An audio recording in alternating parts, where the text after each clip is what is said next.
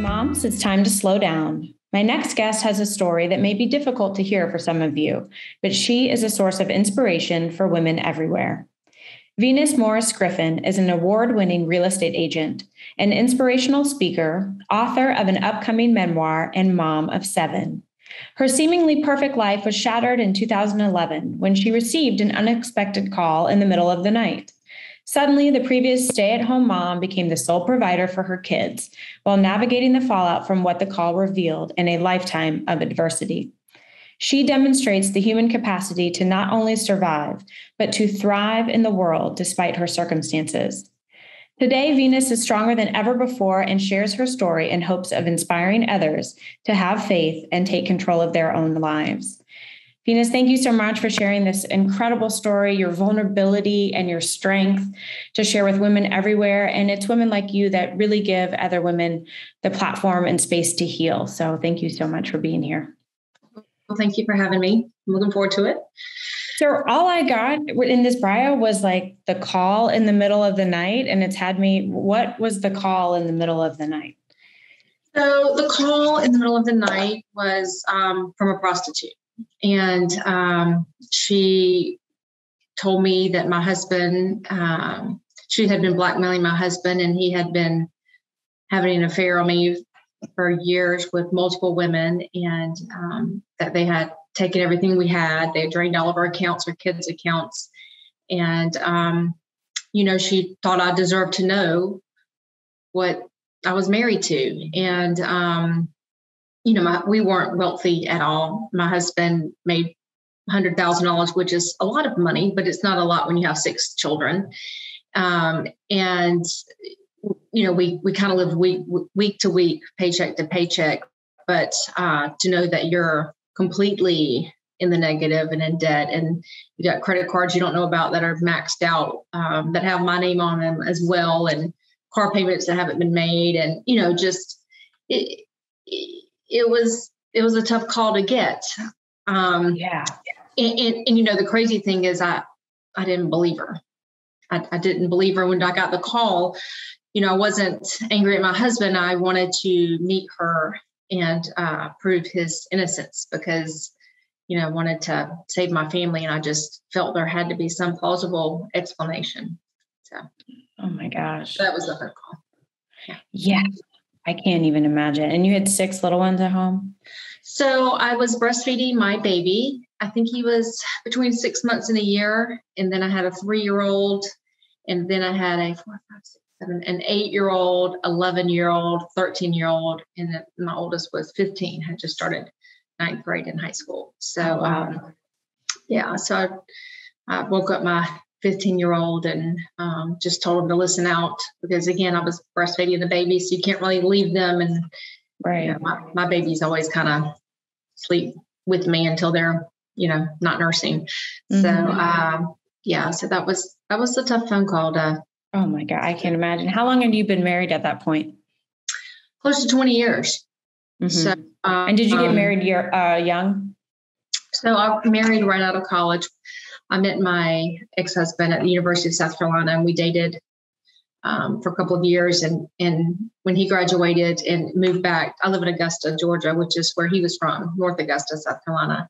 And I had 1 semester left, so I moved back and we lived together for 6 months or so. And then I traveled to finish my last semester at Carolina, graduated, and we married right after that. So I was 21. Yes. So 21, yeah. So you said when you got the call, the initial reaction was not anger at your husband, wanting to prove his innocence. What in your childhood, what led up to that kind of reaction? Because that wouldn't be what we would call a typical. Well, like from the outside looking in, everyone thought we had the perfect relationship. We were on the front row at church every Sunday with all 6 kids. I was a youth minister at our church. He helped out. We had all the birthday parties at my house. He was he was the center of attention when you walked in the room. A member of the community, a stand-up guy. Yeah. We lectured together at church, and so my childhood was really awful, to be honest.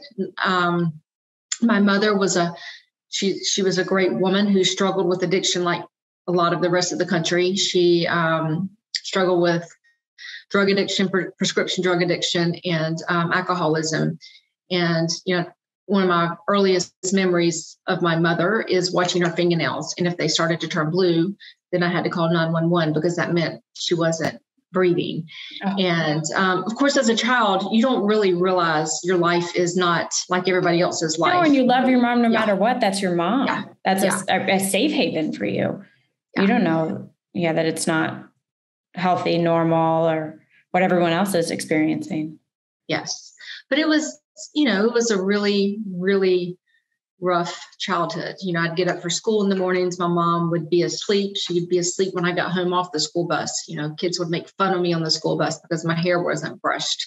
I wouldn't feel comfortable inviting friends over. I had maybe one friend that I would invite over because when you turn on the light in the kitchen, like hundreds of roaches run everywhere.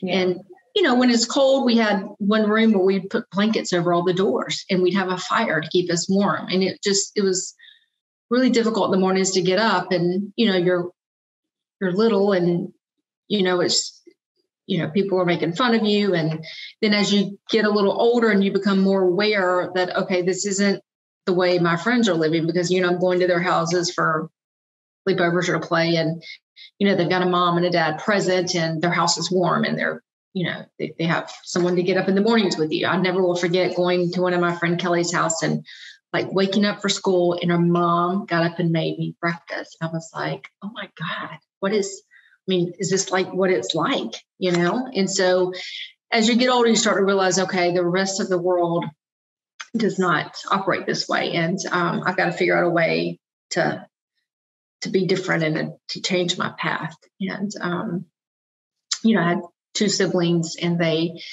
my brother ended up in maximum security prison and in and out of boys' homes because we all deal with adversity differently. Right. And, he was a good soul, but just couldn't break it, couldn't get out of the path. Now, 2 of his children have been in prison and, just can't get out of the path. Good soul, just can't get out of the breaking the cycle. My sister, the last time I saw her was 15, 20 years ago. And I went to the South Carolina State Mental Hospital and to visit her. And she's trying to tell me she works there. And I'm there to visit her as a patient. So lost her children very small, hasn't seen them in 20 years. So, they just, the reason I share my story, it's nothing short of humiliating because of everything that I discuss in my book. I share all of my vulnerabilities. I just put it all out there because I promised God that when I got through the darkness, that I would share my light to help other people, because so often we go through great lengths. And I did this as a child and a young adult too. No one knew because you're ashamed of it. You want everybody else to think you have it figured out when the reality is none of us do. And you go through great lengths to put on this mask and to tell everybody you're somebody that you're not. And I share my story because, life still has peaks and valleys, but, now that I've overcome a tremendous amount of adversity, I want to show other people that it doesn't matter what happens to you, that you can really you can get through anything as long as you can get up, you can look up, you can get up. So, yeah. Well, and it's taking the mask down. I think, as a leader, one, to take their mask down and to be vulnerable and share a story of extreme adversity and overcoming and triumph paves the way. It gives people permission to come out of isolation and hiding and let down the shame and the guilt that they may be holding for whatever it is that's, going on in the head or that's happened in the past, and show up just as they are. And I think more women like you that can do that. I think you're exactly right. And, one of the things in my book that I try to do is I shift the focus. It's really not about what my ex-husband did or not about what my mother did or not about not knowing my father. It's about me looking back and taking personal responsibility for where I was at, why I made the choices I made, why I stayed in really abusive relationships, why I didn't get out sooner. Because I think you've got to take that responsibility in order to help people get out of that cycle, because it's easy for me to say I was a victim. Right. And a lot of awful things happened to me that I'm not responsible for. However, I have responsibility because looking back, I should have left my husband years ago just for the pure verbal and physical abuse. And I waited till, it was something much more grave. And my husband was sentenced to 45 years in prison. And, I was a single stay-at-home mom and had no job. Even though I was a college graduate, I'm like, oh my God, what do you do? I'm not even marketable because. Right. You got married right out of college. Yeah, I got married. Yeah. So taking that responsibility and saying, okay, like, this is not okay. I am worthy and I am not going to be treated this way no matter what. And I'm going to be okay no matter what. And I think a lot of the times we stay in relationships with family and with a spouse or a boyfriend or a girlfriend that are unhealthy because we don't think we can care for ourselves. Right. We're afraid, and change, it's scary looking out into the unknown. Yes. I imagine you probably felt like you really had made it going to college and being married and being a member of your community and your faith and having this seemingly perfect marriage. What was the impetus to finally deciding that, you know what, I'm worth it despite, all of these things, and really leaving and really taking ownership in your life? So my story is a little different than most because, my husband, I was committed to my husband, even through prostitution. And I was going to, he went to a sexual rehab and I was going to help him recover because, I thought sex addiction is no different than alcoholism or drug addiction. And I knew what I was made of. I knew I was strong and I didn't want my children to grow up in a broken family. Right. And so I was committed to him until he did something really awful that I don't talk about. It's in my book, but I don't talk about it because it will take away from your podcast. It will shift the focus of what we're trying to say and to what he's done, which is not what I want to do. So once he was in the sex addiction hospital in Hattiesburg, Mississippi, he failed a series of lie detector tests. And the crime was really awful. And the district attorney was notified, and they found probable cause and tried him and convicted him. And he got a 45-year concurrent sentence that he has to serve at least 21 years before he's eligible for parole. So I didn't just decide I've had enough. I'm going to get out of this relationship. Kind of God decided for me. He's like, okay. But once he failed the lie detector test, I guess that's when it was a game changer for me because I immediately filed for divorce. I didn't know at that point he was going to be convicted of what had happened, but I immediately filed divorce. I became a single mom.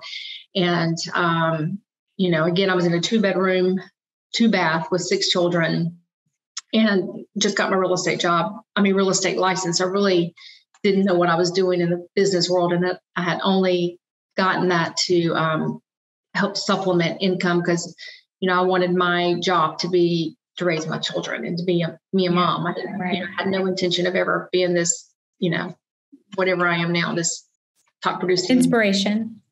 I had no intention. I wanted to be a mom. I wanted to raise my children to see the value in life and to share my values and to just be good human beings and, just have 2 feet on the ground when they're starting out and not have to figure out, okay, what's normal, Yeah. So, so he went to prison and I'll never forget my divorce attorney said to me, Venus, in case you don't know this, you don't get child support from prison. And your family's all in trailers. They're good people. I recognize that. They're good folks, good country folks, but you don't have a plan B. So you need to get a real job. You need to get this real estate business and you need to get something where you have a steady income. And when I got my license, it was in the tip of the recession. Everybody was getting out of the business. Everything was and going it's a tough business to get into because it's so heavy, expensive at the beginning. Yes. My mom was a single mom and she got a real estate license, and to get going, the odds are definitely stacked against you. Yes, it's tough. And I didn't know anyone.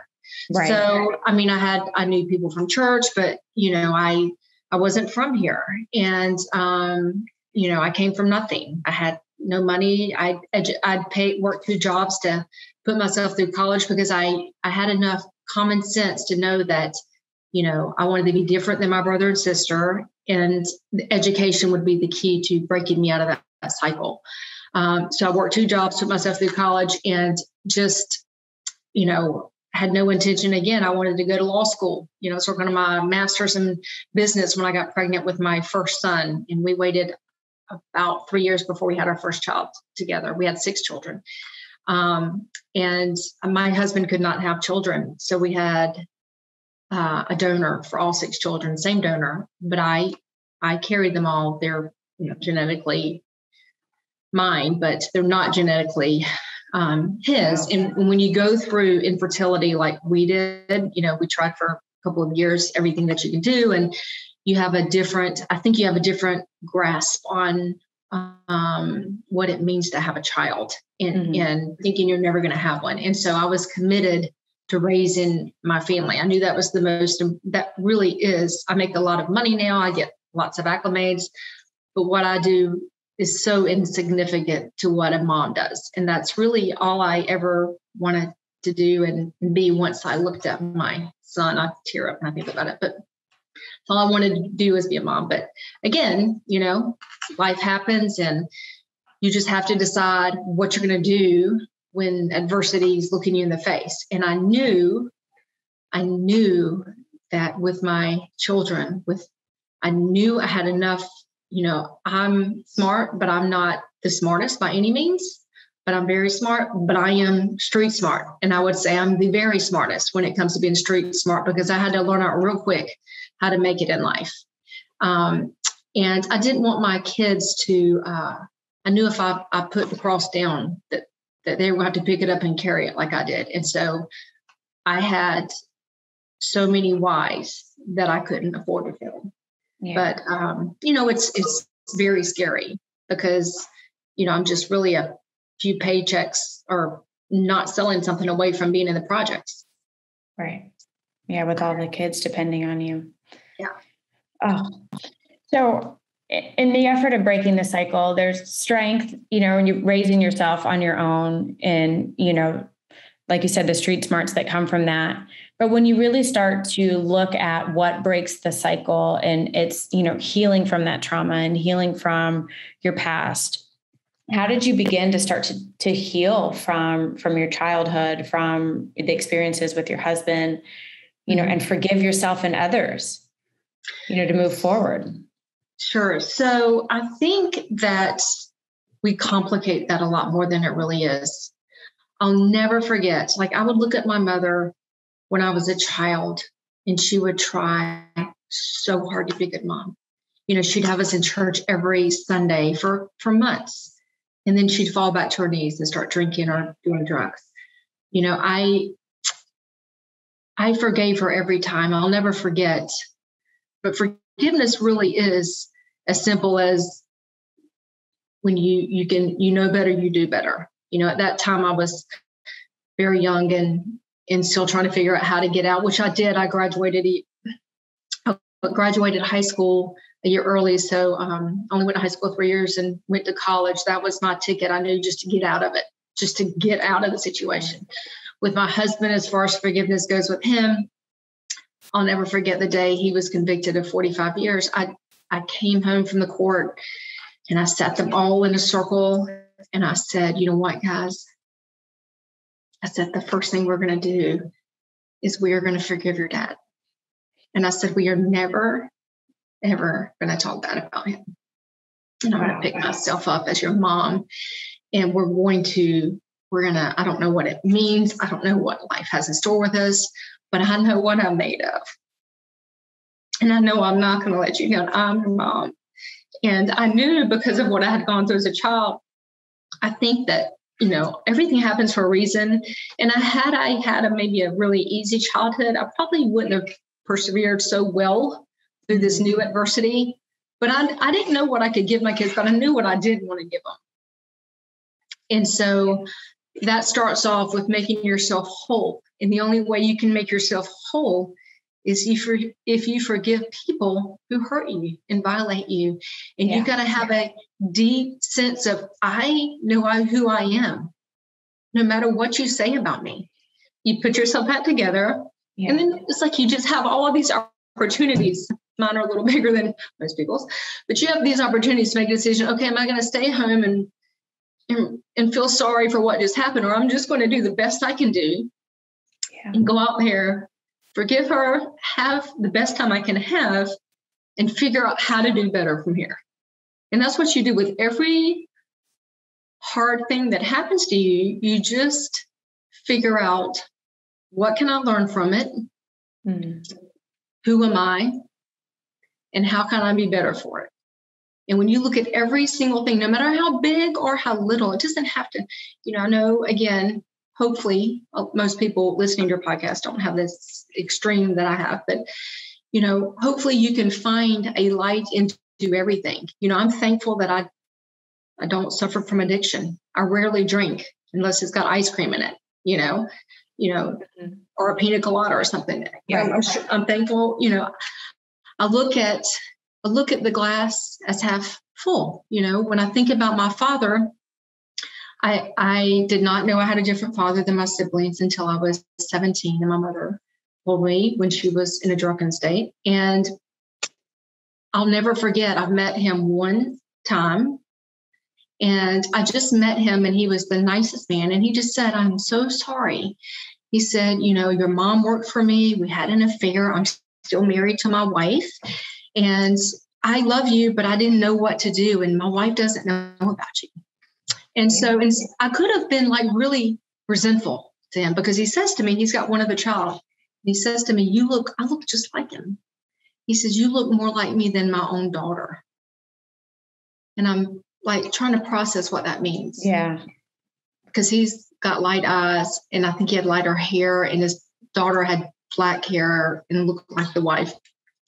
But instead of being bitter about that, instantly, you know what? He probably did. And I am so thankful, because if it weren't for him and my mom making a stupid decision to have me in an adultery affair, even though it was, not the best way to bring in a child, I wouldn't be here. So what am I going to think about? I'm going to think about how awful of a dad, like I met him one time, I've had this hard life, I've had nobody, or I'm going to think about, oh my God, like I've got his genes evidently, because my brother and sister totally screwed up, so it's just looking at perspective, trying to find the good. And I'll tell you what helps me the most with my own life, because I mess up all the time. I am not perfect. I am nobody special.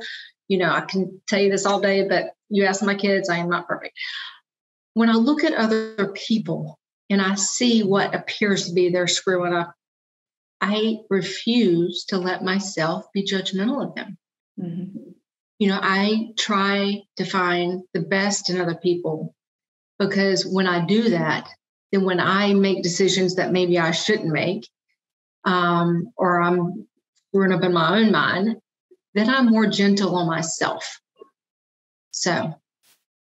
Yeah. I mean, comparison is the thief of joy, right? And that comes with judgment and everything else. And putting everybody on a level playing field gives you permission to have the ups and downs. Yeah. Yeah. So.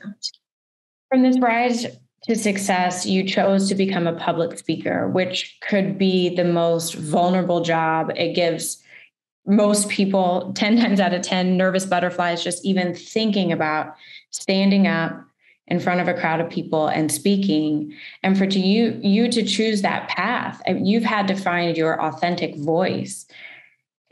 How did you do that?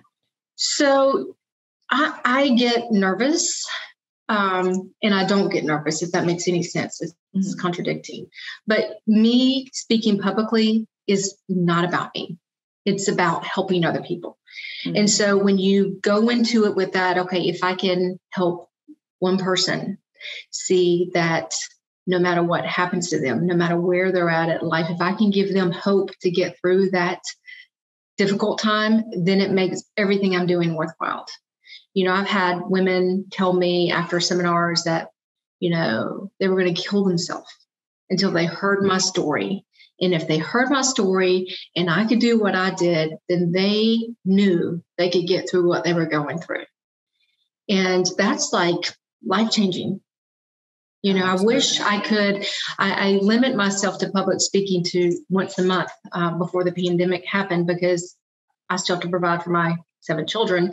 And the money I make off of that, I put at least half the proceeds into this scholarship, Venus Morris Griffin Scholarship Fund, that we give a $10,000 scholarship to a child that's got a parent in prison, because that's what it's really all about. To me, success is not determined or defined by how much money you make, what you have.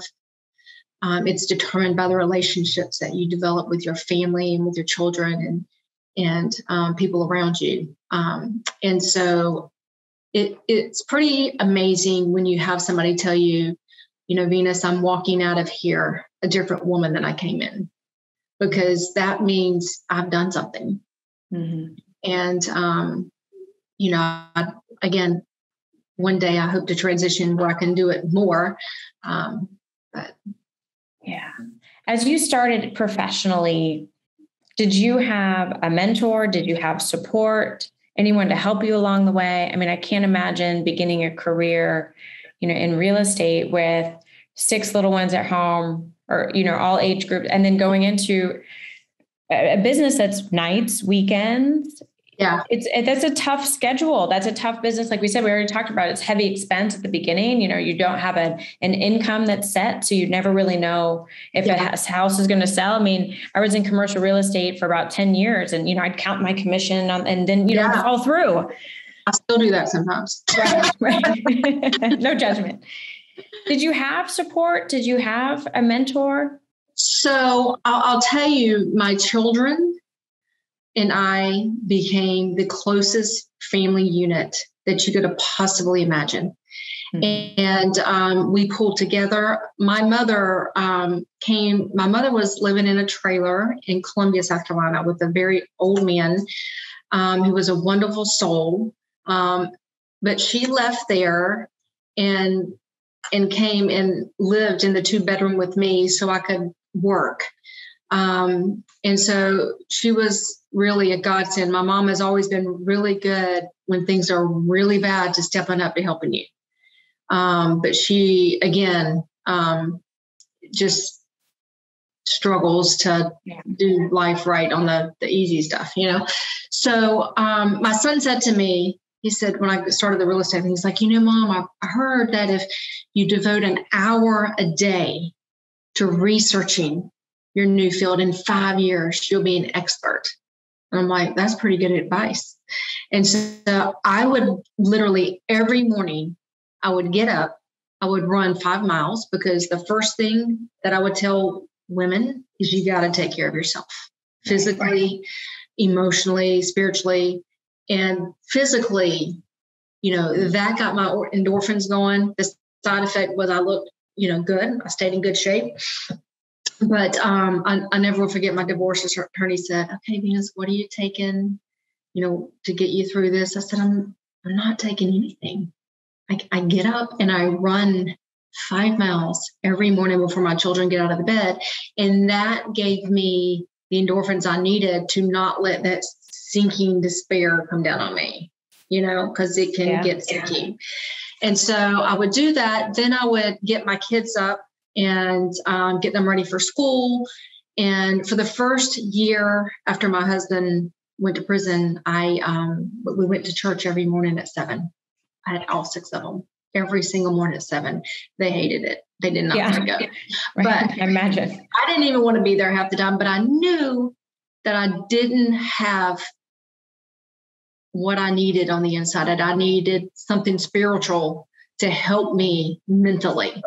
And if I just sat there and got nothing out of it, or if I heard one thing that the priest said that help me with my own life, it was worth it, And so I did that for the first year, 6 days a week, we went to mass. And then the other thing that was a very large support for all of us is I was working 70 hours a week, but I committed every single night to having sit-down dinner with all 6 of my children. Because what I didn't want to do is become this really successful real estate guru person. And I didn't know that I was going to at the time, but I didn't want my kids to feel like that they weren't important and that money meant more to me than them. And I didn't want to have dysfunctional kids that were on drugs and never saw their mom, because as you know, and your mom tells you, it's hard. You have to really hustle to be successful in this field. You have to hustle all the time. But that hour we had at the dinner table, we would go through, each child would say their good thing and not so good thing. And then, just being heard. Yeah. Even if it feels stupid, like they'd get irritated with me, but it really makes it's the little things. It's not the big things. Right. It's really not the big vacation that unites your family. It's the little small things, like going to church together or having whatever dinner together, or when talking and letting them feel heard, giving them a moment. We do peek and pits at our family table every night, but it is, it is that place where each child has an opportunity to share and to be heard and to feel included and loved. Yeah. Yeah. So it's good. And now I only have 3 at home. So, we're going everywhere, 90 to nothing. We still have dinner together, but sometimes it might be at a restaurant, but we're together all the time. So, yeah. And Venus, for anyone out there listening that may be struggling to find their own voice, it could have very easily, you could have taken the victim mentality. You could have, like you said, gotten lost in the despair. What is your advice to anyone out there listening that may be struggling, in finding their own voice or getting out of an abusive relationship, mm-hmm. or, taking that leap? Yeah, I would tell them that be careful what you put in your mind. What you say in your mind is so powerful, and you become those thoughts. And you have got to know, I had someone say to me, "Oh my God, I can't believe you could go out with someone after your husband's been doing this for years to you." And I said, "You know what? I am not going to let his dysfunction become mine. I have nothing to do with what choices he made." Sure. So know who you are and fill your mind with things that are going to build you up. And when you start, we all have those dark thoughts. And when I have those, I say to myself, stop it. And the more you do that, stop it, they stop. Mm-hmm. But it sounds silly, stupid. I don't know. I heard that somewhere years ago, and I said, you know what? I'm going to try that because, I always wanted a mom that just loved me. I wanted a dad that would just acknowledge my life. I wanted a husband that just would, be a good family man. And when I would get those thoughts that would say, "Oh my God, what have I done?" I would say, stop. Mm-hmm. Stop. And stop wishing, being, like you said, grateful for what you do have. Yeah. And focus on what you do have. And always, I try to surround myself with people that are better than me. As women, a lot of times we want to tear each other down because when we see someone that's ultra successful, I have rumors that go around me, just crazy. When I was becoming successful, I was sleeping with my broker. I'm trying to think of some other ones. Just really so cliche, right? Come up with something new. Yeah. Just crazy stuff. Mm-hmm. And it's none of your business what other people say about you. Surround yourself with people that are better than you. And I have very few friends because, if you make one or two, you really are doing well, but you want to be careful with who you let influence your values. Right. So, celebrate other people's success. Look, when I became successful in this business, the lady that was, the top agent, when I was rising up, I looked to her and mentored her. She didn't know it, but I just watched her and I'm like, I want to be like her. And never once did I say something negative about her or try to minimize her success, because they were due to her hard work and effort. And when I finally got that number one spot, she still was right here with me. You don't have to tear each other down to be more successful. A lot of people think in order to get here, you got to bring this person to here. What's okay?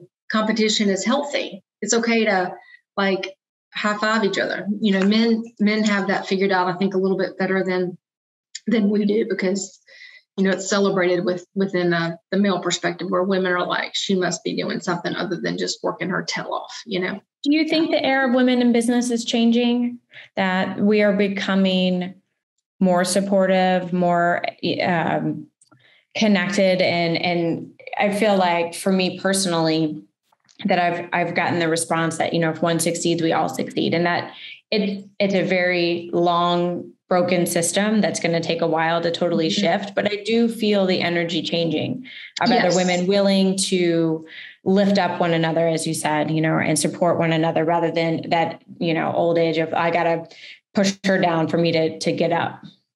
You know, I think it is changing really on a national and international level.